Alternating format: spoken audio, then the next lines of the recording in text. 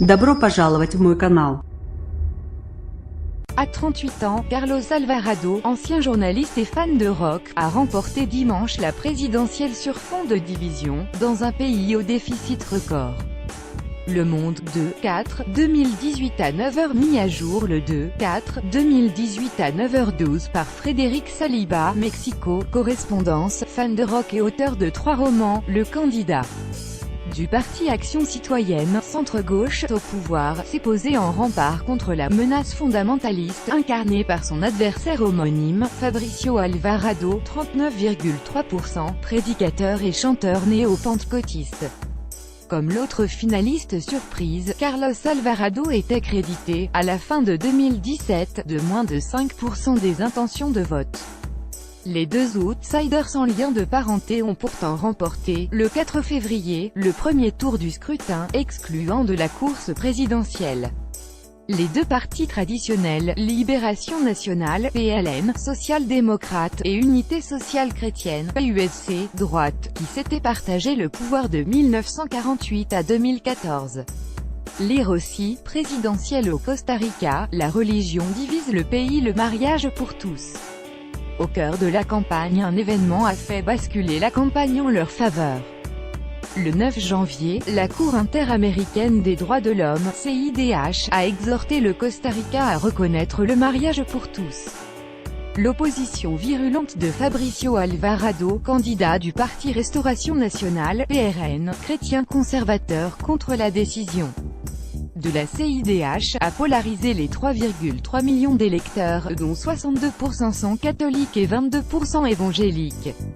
L'un a rallié les évêques et les pasteurs à sa cause, l'autre, les forces progressistes, explique le sociologue Carlos Sandoval. Ce choc religieux a fait oublier le mécontentement envers le gouvernement sortant, dont Carlos Alvarado a été ministre du Développement social, 2014 à 2016, puis du Travail, 2016 à 2017. 4 ans plus tôt, le président Luis Guillermo Solís, 2014 à 2018, issu du PAC, mettait fin au bipartisme du PLN et du PUSC en promettant de lutter contre la corruption. Mais un scandale de conflit d'intérêts a entaché l'image de renouveau du gouvernement, incapable de réduire la pauvreté extrême, 6%, le chômage, 9,3%, et la violence galopante, 12 homicides pour 100 000 habitants. Je ne suis pas monsieur Solís, a répété, durant la campagne, le candidat du PAC, prenant ses distances avec son mentor politique.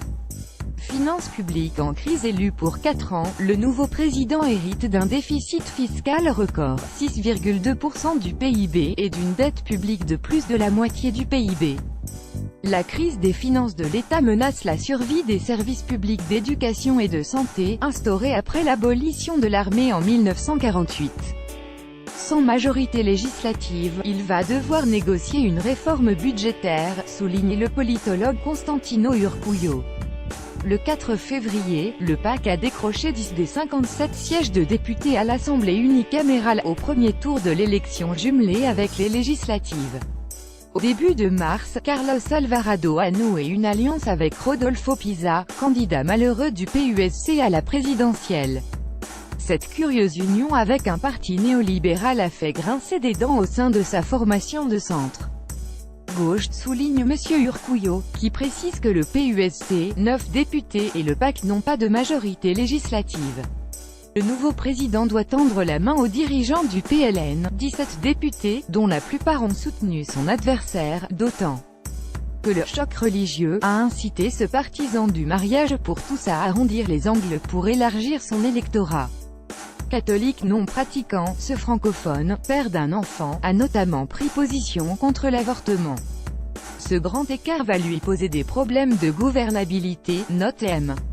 Urkullu, qui prévoit des manifestations contre son programme d'austérité pour réduire la dette. Après un scrutin qui s'est déroulé dans le calme, l'intéressé a appelé à un gouvernement national de coalition pour soigner les plaies de la plus ancienne démocratie d'Amérique latine.